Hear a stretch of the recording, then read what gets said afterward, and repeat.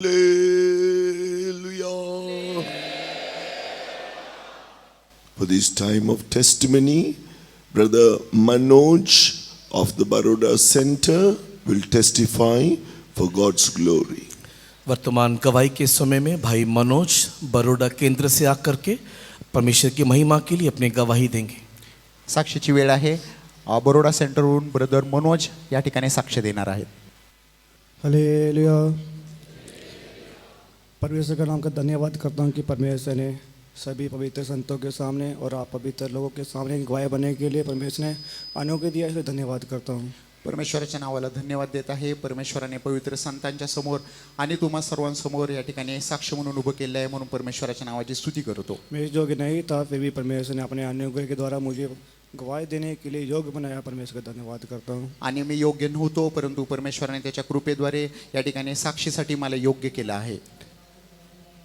मेरी गवाही इस प्रकार है. माझी साक्ष अशी आहे.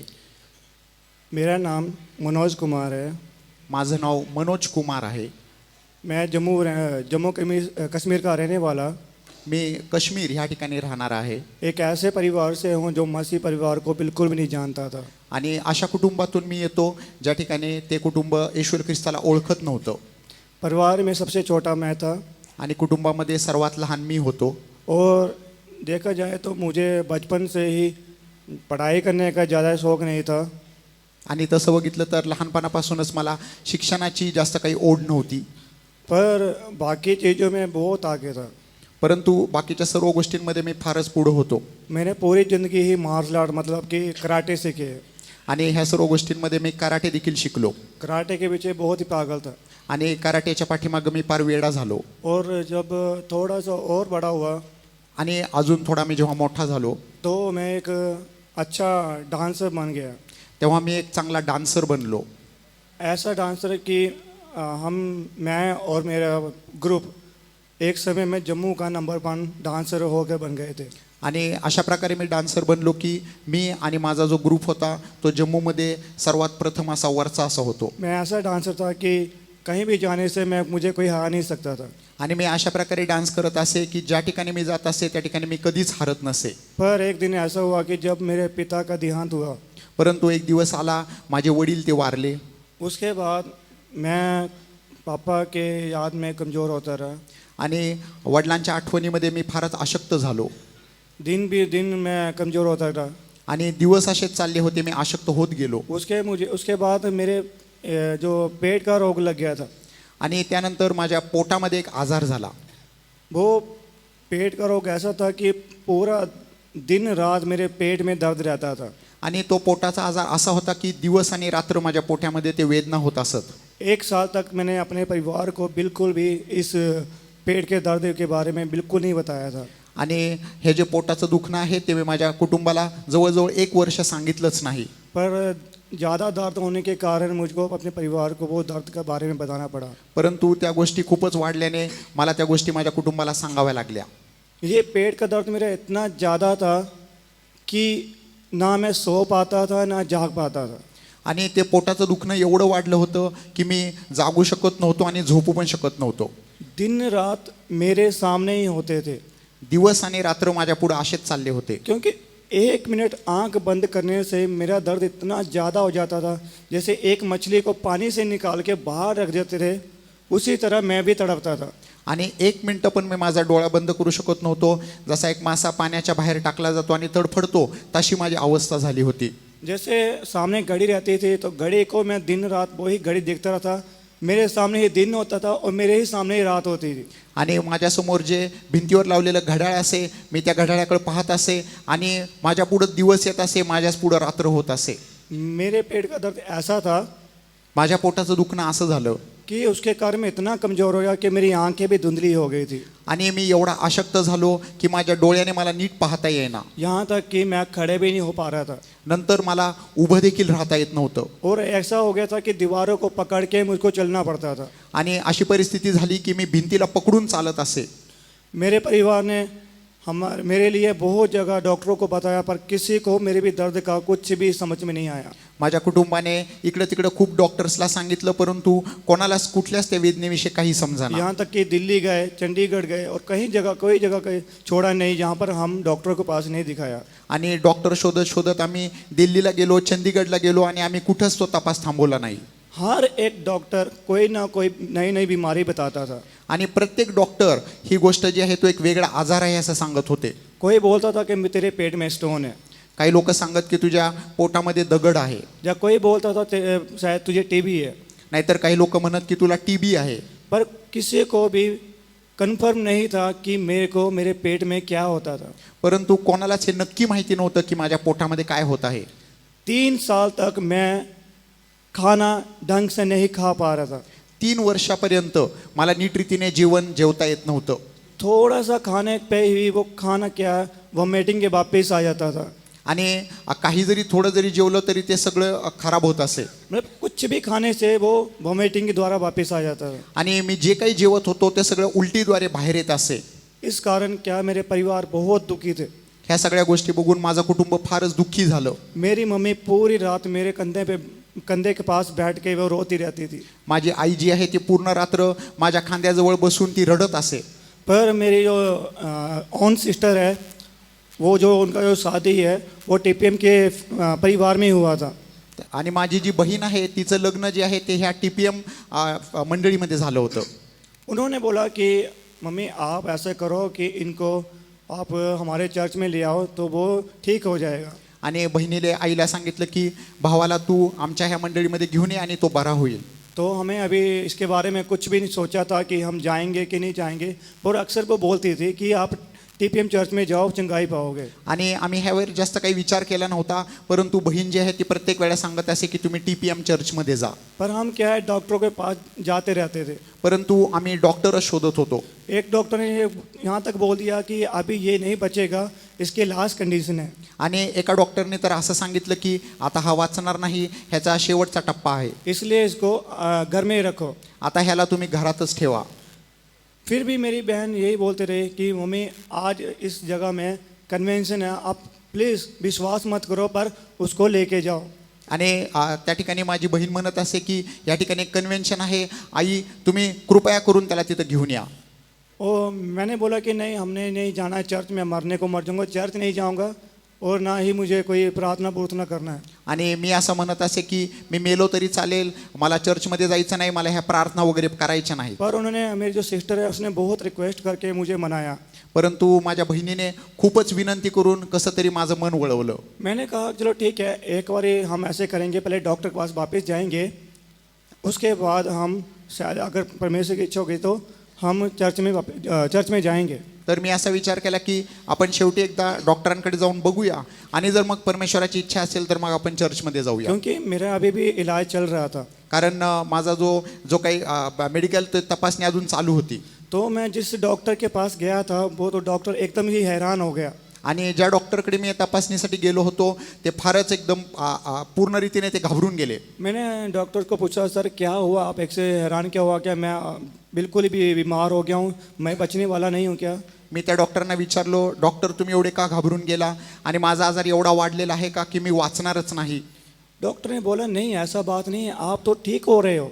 डॉक्टर म्हटले अशी गोष्ट नाही आहे, खरं तर तू आता आरोग्य प्राप्त करत आहेस. तो मैंने बोला सर शायद आपने जो दवाई दी है, जो टैबलेट दी है, शायद उसके कारण होगा. मी त्यांना म्हणालो की कदाचित डॉक्टर तुम्ही जे काही गोळ्या औषधं मला देत आहात त्याच्यामुळे होत असेल. पर डॉक्टर बोला नहीं ऐसा नहीं है, क्योंकि जो टैबलेट मैंने दी है वो कम से कम 6 महीने का कोर्स है. ते डॉक्टर म्हणाले तसं काही नाही आहे, कारण मी ज्या काही गोळ्या तुला दिल्या होत्या, औषधं दिली होते, फक्त 6 महिन्यासाठी होत्या. और आपको अभी 1 हफ्ता ही हुआ है, 1 हफ्ता ही टैबलेट लेते हुआ है. आणि ते म्हणाले की गोळ्या औषधं घेऊन तर फक्त तुला 1 आठवडा झाला आहे.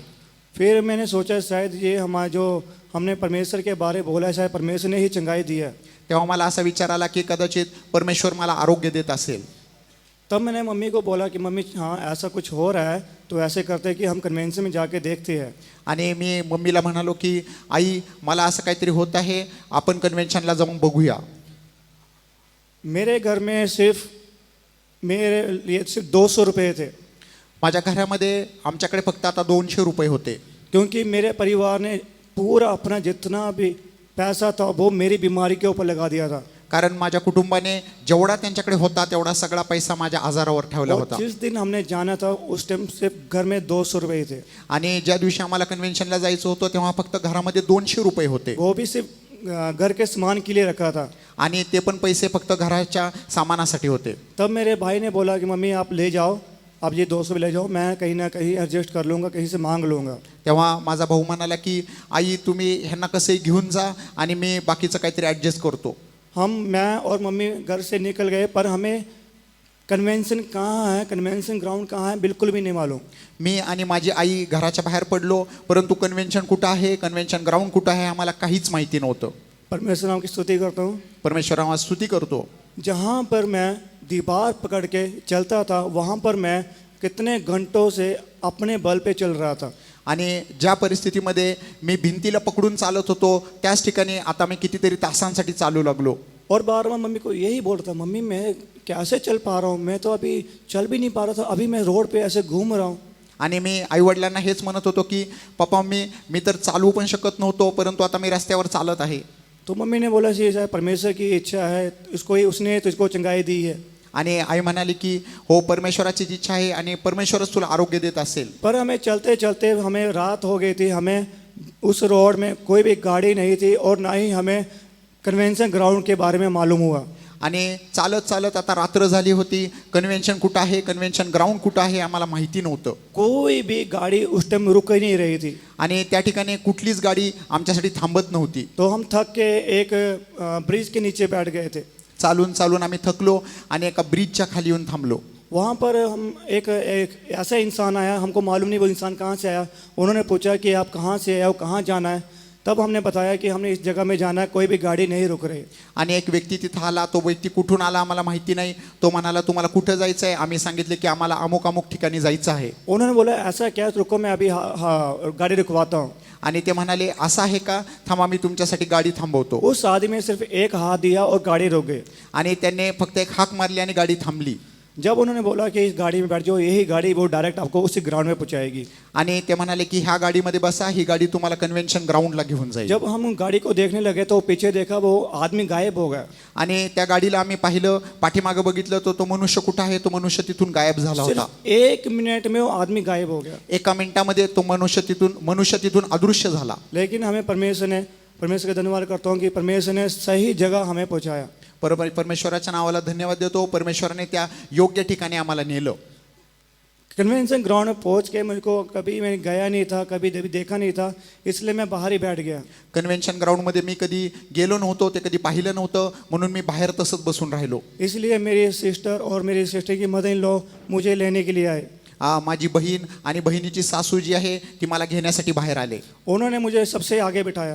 ते मला घेऊन आले आणि सर्वात पुढे त्यांनी बसवलं। अभी आगे बैठ के मुझको कुछ भी बोलना नहीं आता था, मुझे कुछ कहना नहीं आता था।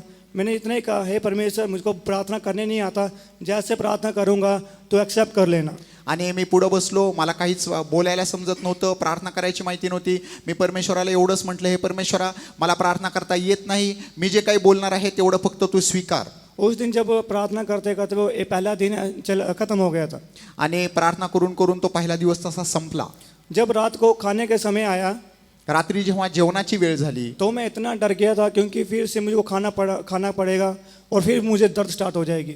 आणि त्या ठिकाणी जेवत असताना मला एवढी भीती वाटली की आता मी जेवणार आहे आणि परत एकदा वेदना सुरू होतील। मैं इतना डर गया था कि मैंने खाना मना कर दिया था। आणि मला एवढी भीती वाटत राहिली की मी ते जेवणच वर्ज केलं। पर मेरी बहन ने बोला यहाँ पर जो भी कुछ होता है वो प्रार्थना के द्वारा होता है, इसलिए आप विश्वास करके खाओ। माझी बहीण मला म्हणाली की या ठिकाणी जे काही जेवण केलेले आहे सगळं प्रार्थनेद्वारे केलेलं आहे, तू हे जेवण घे। आप मानो कि नहीं, उस दिन मैंने 3 साल जो खाना नहीं खाया, उस दिन भर पेट वो खाना खाया। तुम्हाला विश्वास वाटणार नाही, 3 वर्षांपर्यंत मी नीट जेवलो नव्हतो, पण त्या दिवशी मी पोट भरून जेवलो। और पेट में बिल्कुल भी दर्द नहीं हुआ। तेव्हा माझ्या पोटामध्ये थोडं पण काही दुखलं नाही। पूरी रात में शांति से सोया। पूर्ण रात्र मी शांतीने झोपलो। अगले दिन फिर हमें सुबह कन्वेंशन के जो दूसरे दिन की मीटिंग थी, आणि कन्व्हेन्शनचा दुसरा दिवस होता। जब मैं प्रार्थना कर रहा था मी प्रार्थना करत होतो तभी मैंने ऐसे बोला मुझे प्रार्थना नहीं आता, जैसे मैं प्रार्थना करूंगा तो सुन लेना। आणि मी तसंच म्हणालो की परमेश्वरा मला प्रार्थना करता येत नाही, मी जे काही प्रार्थना करणार आहे तू स्वीकार। तो मैं सिर्फ यीशु मसीह की लहू की है, यीशु मसीह की लहू की है, इतना ही बोलता था। मी फक्त येशू रक्त असं फक्त म्हणत होतो। तब किसी ने आकर मेरे सर पे हात रखा और बोला यीशु मसीह की लहू की बोल, यीशु मसीह की लहू की जय बोल। आणि कोणीतरी माझ्या डोक्यावर हात ठेवून माझ्या डोक्यावर हात ठेवला आणि ते म्हणाले की येशू रक्ताचं जय, येशू रक्त जय असं तू म्हण। जब उसने मेरे सर पे हाथ रखा और मेरा शरीर 2 फीट तक उछलने लगा। जेव्हा त्या व्यक्तीने माझ्या डोक्यावर हात ठेवला तेव्हा माझं शरीर 2 फुटापर्यंत वर उडू लागलं। और मैं अपने आप में नहीं था, मुझे ऐसा लग रहा है कि आसमान में मैं उड़ रहा हूँ। आणि मला काहीच समजत नव्हतं, सुधरत नव्हतं, मला असं वाटू लागलं की मी आकाशात उडत आहे। उस टाइम पूरे अभिषेक में मुझको ऐसे उछल उछल के मेरे को अनुभव हुआ। आणि त्या अभिषेकाने मला एवढं भरलं, मी उड्या मारू लागलो। जब मीटिंग खत्म हुई तो मैं सबसे पूछने लगा क्या तूने वो देखा जिसने मेरे ऊपर सर पे हाथ रखा है। आणि मीटिंग संपल्यानंतर मी सर्वांना विचारू लागलो की माझ्या डोक्यावर ज्याने हात ठेवला होता त्याला तुम्ही बघितलं का। वो सब बोलने लगे यहाँ पर पाँव रखने की जगह नहीं है, तो तेरे ऊपर सर पे कौन हाथ रखेगा। आणि ते म्हणाले की ह्या ठिकाणी पाय ठेवण्यासाठी कोणाला जागा नाही आणि तुझ्या डोक्यावर कोण हात ठेवणार आहे। फिर जब मीटिंग खत्म हुई तो मैं अपने सबसे पहले अपनी बहन के पास गया। आणि मीटिंग संपल्यानंतर मग मी सर्वात प्रथम माझ्या बहिणीकडे गेलो। मेरे बोलने से पहले ही वो मुझे बोलने लगे तुझे क्या हुआ, तू इतना उछल रहा है। आणि मी बोलण्याआधीच माझी बहीण मला म्हणाली की तुला काय झालं, तू एवढ्या उड्या का मारत आहेस। तब मैंने बोला कि मेरे हाथ सर पे किसी ने हाथ रखा और मेरा शरीर उछलने लगा। आणि मी तिला सांगितलं की माझ्या डोक्यावर कोणीतरी हात ठेवला होता आणि माझं शरीर असं उडू लागलं। मेरी सिस्टर और उनकी मदर इन लॉ उन्होंने बोला हमने तुझको उछलते हुए देखा है, पर किसने हाथ रखा ये हमने नहीं देखा। ते माझी बहीण आणि तिची सासू म्हणाली की आम्ही तुला उड्या मारताना बघितलं, परंतु तुझ्या डोक्यावर कोणी हात ठेवला हे आम्ही बघितलं नाही। क्योंकि वो पूरी मीटिंग में मुझे ही देख रहे थे। कारण पूर्ण मीटिंग भर ते फक्त माझ्याकडे पाहत होते। तब वो मुझे वो बोलने लगे तू शायद चुना हुआ है। ते मग नंतर मला असे म्हणू लागले की कदाचित तुझी निवड झाली असेल। पर मुझे इस बात का मालूम नहीं था कि ये चुना हुआ क्या होता है। परंतु निवडलं जाणं ह्याचा अर्थ काय आहे मला बिलकुल ठाऊक नव्हतं। मैंने बोला शायद ऐसे कुछ बोल रहे होंगे, कुछ बात हो गई, इसलिए मैंने उनको ज़्यादा उसमें इंटरेस्ट नहीं लिया।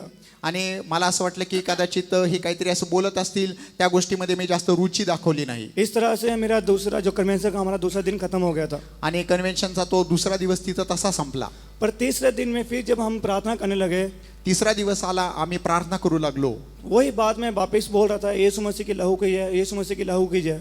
आणि मी तीच गोष्ट परत म्हणू लागलो, येशू ख्रिस्ताचा रक्ताचा जय, येशू ख्रिस्त रक्त जय। और मैं सबसे पहली लाइन में बैठा था। सर्वात सुरुवातीला मी येऊन बसलो होतो। तब मैंने एक दर्शन देखा तेव्हा मी एक दर्शन पाहिलं कि हमारे सामने बहुत से ब्रदर आणि माझ्यासमोर खूप असे ब्रदर्स होते जो आगे गीत गाते हुए जा रहे थे। आणि ते असे गीत गात पुढे चालले होते। उसमें से 4 ब्रदर ने अपने अपने कंधों में पालकी ली हुई थी। आणि त्यातल्या 4 लोकांनी त्यांच्या खांद्यावर अशी पालखी घेतली वो होती। पालकी सोने की, पूरी सोने की थी। आणि ती पालखी जी होती ती पूर्ण सोन्याची होती। और पीछे पीछे हमारे जो सिस्टर्स भी गीत गाते हुए जा रहे थे। त्यांच्या पाठीमाग बहीण लोक पण अशा गीत गात चालल्या होत्या। उसमें से एक सिस्टर एक फूलों का गुलदस्ता लेकर मेरे पास आई। त्यातली एक बहीण जी आहे ती असा फुलांचा एक गुच्छा घेऊन माझ्याकडे आली। तब उसने मुझको बोला आपका स्वागत है। आणि ती मला म्हणाली की तुमचं स्वागत आहे। इतना ही कहते ही मेरा शरीर वापिस इतना उछलने लगा कि मुझको मालूम ही नहीं मैं कहाँ हूँ।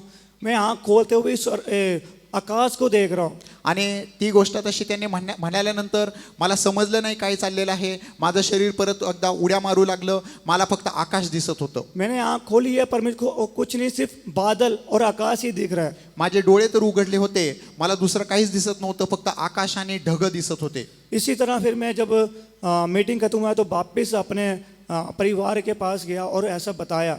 आणि मीटिंग संपल्यानंतर मी माझ्या कुटुंबाकडे गेलो आणि ह्या गोष्टी त्यांना सांगितल्या। तो जो मेरी बहन थी वो मुझे अपने सेवकों के पास लेके गए।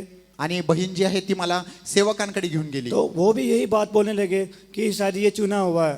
तेव्हा ते देखील हीच गोष्ट म्हणू लागले की कदाचित तुझी निवड झाली असेल। मुझे इस बात का पता नहीं था कि ये चुना हुआ क्या होता है। परंतु हे निवडलं काय आहे हे मला काही माहिती नव्हतं। पर धीरे धीरे जैसे विश्वास में आने लगा, उद्धार पाया। परंतु मी विश्वासामध्ये आलो, माझं तारण झालं। तब परमेश्वर ने मुझसे वचनों के द्वारा बात किया। तेव्हा परमेश्वर माझ्याबरोबर वचनाद्वारे बोलू लागला, दर्शनों के द्वारा बात किया। दर्शनाद्वारे तो दाखवू लागला. पर कभी भी मुझको इस बात का मालूम नहीं था कि चुना हुआ क्या होता है। तरी देखील निवडलं जाणं ह्याचा अर्थ काय आहे मला समजलं नव्हतं. तब हम एक ब्रदर से पूछा, ये चुना हुआ क्या होता है? तेव्हा एका ब्रदरला मी विचारलं की हे निवडलं जाणं ह्याचा अर्थ काय असतो. तब उन्होंने बोला है कि परमेश्वर ने तुझे अपनी सेवा के लिए बुलाया है। तेव्हा ते मला म्हणाले की परमेश्वराने तुला त्याच्या सेवेसाठी आता निवडलेलं आहे. मैं बोला कि नहीं, मुझे ऐसे सेवा में मुझको मालूम नहीं सेवा क्या होती है, कैसे होती है, मैं कैसे चुना गया। आणि मी त्यांना म्हणालो की मला तरी सेवा काय आहे, कशी आहे मला माहिती नाही आणि माझी निवड कशी काय झाली. पर फिर भी परमेश्वर का प्रेम ने मुझको आगे बढ़ाता रहा। तरी देखील परमेश्वराचं प्रेमच होतं, ते मला पुढे घेऊन गेलं. 2011 मेरा बपतिस्मा लिया 2011 मध्ये माझा बाप्तिस्मा झाला. और परमेश्वर ने मुझको इसी तरह सच्चाई में आगे बढ़ने के लिए मुझको मदद किया। परमेश्वराने ह्या सत्यामध्ये पुढे जाण्यासाठी माझी मदत केली.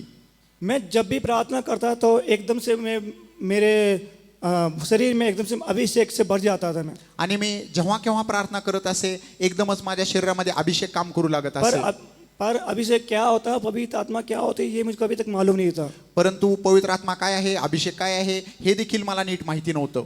पर हमारे सेवकों ने बोला कि देखो तू चुना हुआ है, इसलिए तुझे इतनी जल्दी अभिषेक मिला और पवित्र आत्मा का दान मिला। परंतु आमचे सेवक असे म्हणू लागले की परमेश्वराने तुझी निवड केलेली आहे म्हणून तुला पवित्र आत्मा अभिषेक आणि पवित्र आत्मा मिळाला आहे. मैंने बोला कि मुझको नहीं मालूम ये चुना क्या होता हो, ना ही मैं सेवा के लायक हूँ, मैं नहीं जाऊँगा। आणि मी त्यांना असं म्हणत असे की हे निवडलं जाणं काय आहे मला माहिती नाही, सेवा काय आहे मला माहिती नाही आणि मी जाणार नाही. मैंने कहा जब तक परमेश्वर मुझे डायरेक्ट मुझसे बात नहीं करता तब तक मैं सेवा में नहीं जाऊंगा। मी त्यांना म्हणालो की परमेश्वर मला माझ्याबरोबर समोरासमोर थेट जेव्हापर्यंत बोलत नाही तोपर्यंत मी जाणार नाही. क्योंकि मैंने कहा था कि मुझे ना ही दर्शनों के द्वारा, ना ही वचनों के द्वारा, ना ही सपनों के द्वारा बात करना, मुझसे जब तक परमेश्वर डायरेक्ट बात नहीं करेगा तब तक मैं सेवा में नहीं जाऊंगा। मी असं म्हणत होतो की परमेश्वर माझ्याबरोबर वचनाद्वारे, स्वप्नाद्वारे, दर्शनाद्वारे बोलत राहिला तर मी जाणार नाही, जोपर्यंत मला तो समोरासमोर थेट बोलत नाही तोपर्यंत मी जाणार नाही. तो मैं जाके वापस अपने डांस सिखाने लगा और बच्चों को भी वापस डांस की प्रैक्टिस करवाने लगा. आणि मी माझ्या परतच्या जीवनामध्ये गेलो, मी डान्स करू लागलो आणि लोकांना म्हणजे मुलांना मी डान्स शिकवत होतो. पर जब मैं डांस सिखाने लगा तो वापस बीमार हो गया. परंतु मी जेव्हा डान्स करत असे तेव्हा मी परत एकदा आजारी पडलो. तब जब बीमार हुआ तो पास्टर ने फिर वापस बोला कि नहीं, तू चुना हुआ है, तुझे अलाउड नहीं है, तू सेवा में जा. तेव्हा मी आजारी पडलो. सेवक लोक मला म्हणाले की तू असा डान्स करू नको, तुझी निवड झालेली आहे, तू सेवेत जा. तब एक दिन जब मैं बैठा हुआ था इसके बारे में सोच रहा था, तब परमेश्वर ने डायरेक्ट मुझसे बात किया. एक दिवशी मी ह्या गोष्टींचा विचार करत बसलो होतो तेव्हा थेट परमेश्वर माझ्याशी बोलू लागला. परमेश्वर ने कहा कि तू मेरा है, अभी तू मेरी सेवा के लिए आ जा. परमेश्वर म्हणाला की तू माझा आहेस, माझ्या सेवेसाठी ये. उसी समय मैं अपने चर्च में जाके अपने बड़े जी को बताया. तेव्हा आमच्या चर्चमध्ये जाऊन मी सेवकांना ही गोष्ट सांगितली. तब हमारे बड़े जी हमारे पास्टर के पास लेकर गए और वो तुरंत ही बोला कि तू सेवा के लिए तैयार हो जा. आणि ते ब्रदर जे आहेत ते मला मोठ्या पास्टरांकडे घेऊन गेले. ते पास्टर म्हणाले की तू सेवेसाठी तयार हो. तब 2019 को मैं सेवा के लिए सिलेक्ट किया गया.